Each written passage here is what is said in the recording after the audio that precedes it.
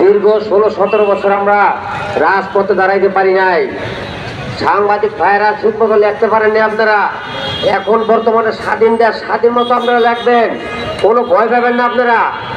একসময় অনেক ভয় পাইছেন, সরকারের বিরুদ্ধে একটু আলোচনা করলে হ্যারে নিয়ে গুম খুন করছে। সাংবাদিক ভাই গুমরা অবদানটা আগে, আপনারা নির্ভয় লাগবেন, কোনো ভয় পাবেন না।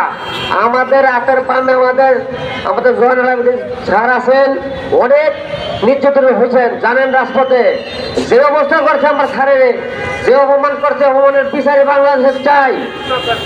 তারপরে আপনার মনে রাখবেন, যেভাবে ওরা মানুষকে অত্যাচারী করছে, জনগণের স্বাধীন মতো কথা বলতে পারে নাই।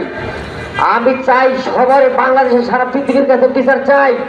এই দেশে জনগণের টাকায় এই সরকার চলছে, কি কারণে জনগণের উপরে এত অত্যাচারী করছে, এটা আমরা চাই। এই